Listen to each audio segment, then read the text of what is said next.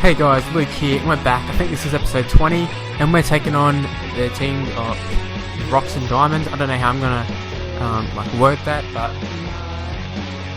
well, let's get into the game. You'll see in the lineup, I've actually changed the side back to the very original side, like 1-17, that sort of stuff. Have you been noticing? Clem was wearing like number 0, and like Burgess was playing lock was wearing 8s, because I set the numbers to have their own numbers, because I wanted to be able to just, didn't matter what wing I had people on or center, like it didn't really matter. Now, there wasn't really that big of a reason for it, it's just decided to do it. So like I said before, this is the Dream Team Tour, episode 20, and we're taking on Rocks and Diamonds. You see R&D, because I couldn't fit it in, and we called them Rockmans in the nickname. But I'll take the chance while doing all this stuff to say, make sure to drop a like, and make sure you leave comments and stuff. Really appreciate it, and I always try to reply, and if I don't reply, it's because it says I can't reply, so I'm not sure, something with your Google account or something, I don't know. So there's the team lineup. So they got really shitty jerseys. I'm running out of jerseys, I don't know what sort of thing. Just pick out random colours. So we'll go with the lineup for the Rocks and Diamonds side. So at fullback we've got Barba, on the wings we've got Vatuvai and Goodwin. In the centres we have Inu and Hurrell. The halves pairings of Ben Roberts and Shaun Johnson. Props Kasiano and Hargreaves. And Reynolds is the hooker, or Josh Reynolds that is.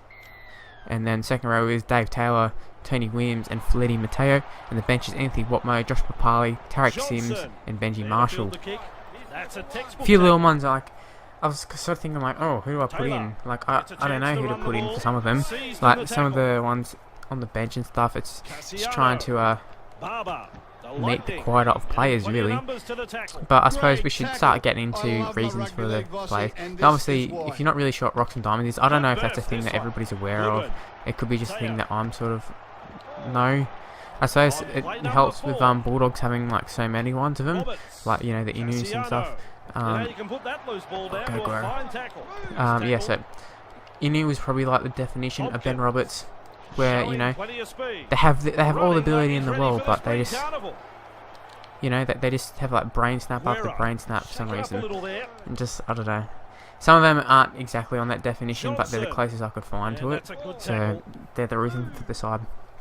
See now, after getting that little definition sort of thing out of the way, I don't even know if that's the actual definition, that's just my interpretation of it. I'm sounding like a referee now, so let's get into the side, just after this kick. Alright, so the fullback we had Barba. Now obviously I'm a Bulldogs supporter, I know exactly how good Barba is when he's on form, but at the same time, even when he's like playing really well, look back to 2011, he will score the length of the field try, but then he'll drop 10,000 bombs. Holy shit, you cannot tackle Vatuvai. To be expected though. Yeah, Barba, he has all the talent in the world, all the attributes to be a great player, but for some reason he just can't do it week in, week out. And when he does, look how good he was in 2012, when he can actually put together consistent performances. Really good Dally M winner. You look at him now, barely ever makes a Broncos side, probably won't even be in their side next year. Wow, Tompkins nearly sliced through, nearly like the try I scored. Go check out that video. I think it's called the South of the Unseen Files or something like that. And Sam Tompkins' try. It's the length of the field one as a world beater. So Barba, he's the fullback. So we'll start off with the first wing spot, and that is Manu Vatuvai. Now I think that's a pretty obvious one. I mean, obvious notable mention to Uate. Because I put him in the similar category. We should score here.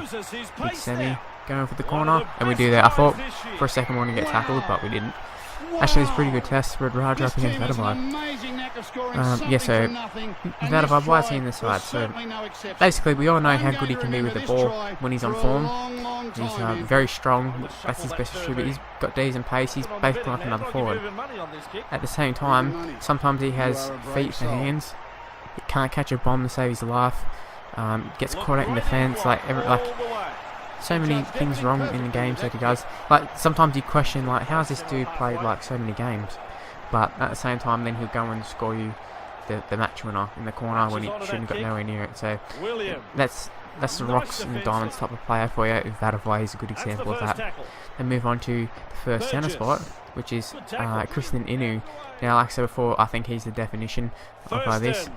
You know, he's got all ability in the world. We've seen him from such a young age, tearing it up. But at the same time, he just, while he'll do like he'll beat off like 4 players, and then he'll like throw a forward pass, or he'll be like going over the try line, score length of the field, and he'll drop it.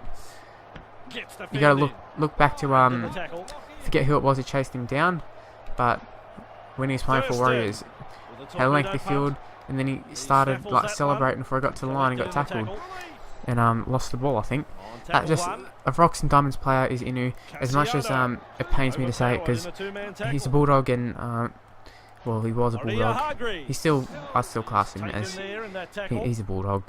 He's just playing Union. He's over in Union. Hopefully, I really wish Inu could have been one of the players to fix everything up, because he had the same, if not more, ability as Jared Hayne. Just, I don't know, didn't have the mentality for it. I don't know. Then we go to the second centre spot, which is Konrad Hurrell. So obviously, saw that coming. So you're probably well aware of Hurrell. Been in and out of first grade this year due to, you know, off-field stuff, getting fat, etc., etc. But, you know, for every try that he scores, he lets in one. He's got terrible defence. And when I say terrible defence, I don't mean like him actually being able to tackle people when I'm on. It's more often than not, it's their ability to able to read a play there. For example, that like just then, I know it's a game, but real life. So Will Morris right then. So, for example, like for wingers, like they tend to like come rushing in when they don't need to. Like Hurrell is bad with that sort of stuff, even though he's a centre, but he also comes in. Oh, we're gonna get there. Come on, Hayne. And we score for Jared Hayne in the centre. Stuff. So up 10-0, we should be winning this game pretty comfortably. Might bring us some subs in the second half. Yeah, Hurrell, yeah, just someone, he's similar to Vatuvai, can barge through like 10,000 people, he push through a brick wall, and then as he goes to put the ball down, he'll drop it. Or make a bad read in defence, just stuff like that. Saying Goodwin, Bryson Goodwin played for New Zealand last year. He's played for New Zealand a few times, and then he ends up in like reserve grade at every club. He is a good, solid player for like the first year he's at a club, and then all of a sudden he just turns to shit. Just drops easy ball. You know, I remember specific things where I was like, you're like, oh, Bryson Goodwin, awesome. And then he'd make a break, and then he'd get like up towards their 40. Doesn't have enough pace to like put it away, like to just turn on afterburner, but he'll like get to their 40 and then someone will just come and strip it from him, like stuff like that. Just, I don't know. I wish Bryson Goodwin could have kept it up, because he would have still been at the Bulldogs most likely, but he hasn't. And yeah, now he finds himself in reserve grade at the Rabbitohs behind Arvell and Dylan Walker and that. So let's move into the halves pairing. Now this is probably the best half pairing. There are a few others that you could put in here, but I thought this was the best. I had other people in there instead, but yeah.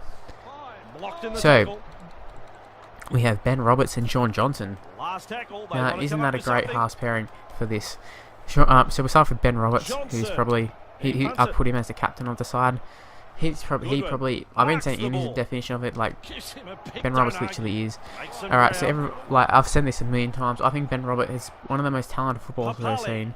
But at the same time, like, the team will be on the attack, 5 minutes to go, and he'll kick it on the first downfield, like just stuff like that. But then like the next game he'll come out and destroy Darren Lockyer. Like he's so hard to judge. When he's on, he's like such a big asset to the side, and I think he's played a lot more. He's been a lot more consistent at the Storm. Interesting to see how he goes in the Super League. I suspect he's probably not going to be one of the top players in Super League. Same way, like when he goes Super League, he's probably expected to destroy it, and then he won't. When he's expected to be really well, he doesn't really seem to do it. If you look at the Storm, he's not the main man. When he was playing well at the Bulldogs, he had Kamali to be the main man. When he was at the Eels, when he was the main man, or because Sando wasn't stepping up, he was shit. So, yeah. Or it could just be Ricky Stewart's coaching. I mean, it's a good bet. It's probably that. So we'll move on to Shaun Johnson, who I think he is the main man, but he lacks a Ben Roberts or something to come in. Ben Roberts probably not a good fit, let's be honest. But I don't know. He's another one. He'll play the match of his life. You go, oh my god, he's gonna be the best player ever. And then the next game follow up by throwing passes over the sideline and just shit, to be honest. No respect for ball security. Oh dear, over the sideline. Yes, in touch. I thought for a second Hurrell was going to go length of the field. But yeah, Johnson, he's a strange one. Like, he's another one who's got all the talent in the world, but just can't seem to do it. So hopefully it all changes. I think he probably just needs a solid halves partner. I think maybe Tompkins can go in there. I don't know. But yeah, he's in this side my dream team for that reason. I think he just needs another halves pairing, but for now he has to be in there. Then we move on to the props. Sam Kasiano and Waerea-Hargreaves, or the starting ones. So Kasiano at his best, Dally M prop of the year. Same as Hargreaves at the best, Dally M props of the year, 2 years in a row, or the 2 consecutive ones, whatever. Greg Bird put him with Barba. High tackling in goal. Wow. Yeah, so both of them have super ability. Both of them are big, wrecking balls.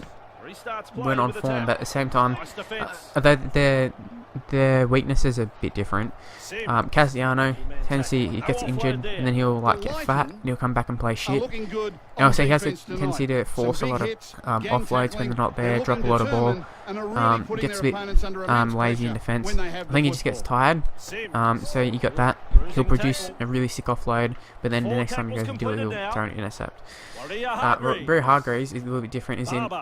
He's pretty good, but then he'll come in and he'll high shot someone or just do silly things like that. He's got a lot of silly little things in his game. You can argue all you want, Roosters fans, about him being like under scrutiny like by the referees all the time, but he does do a lot of stupid stuff.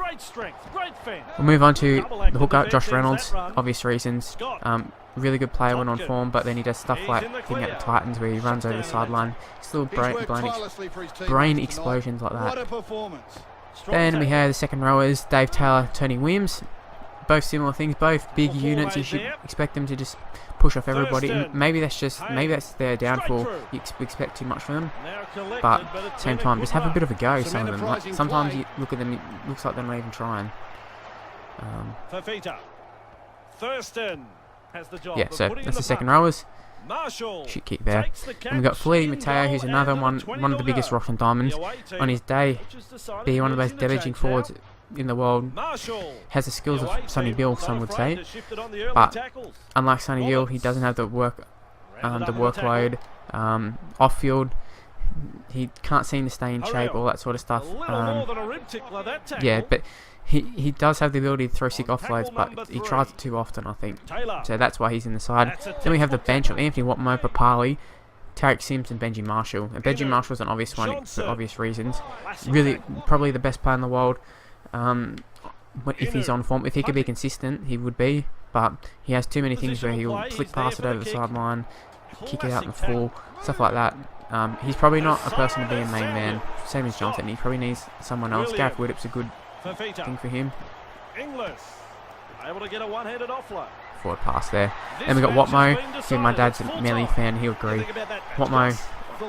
Once again, all these guys on their days are really good, but Watmough, there's so many areas. It looks like he doesn't even try sometimes. Does a crab run. What's he doing? Then Papalii's another one who plays really well. Gets big origin stuff, and then he just goes missing all of a sudden. Doesn't particularly do any major areas. He just doesn't do much.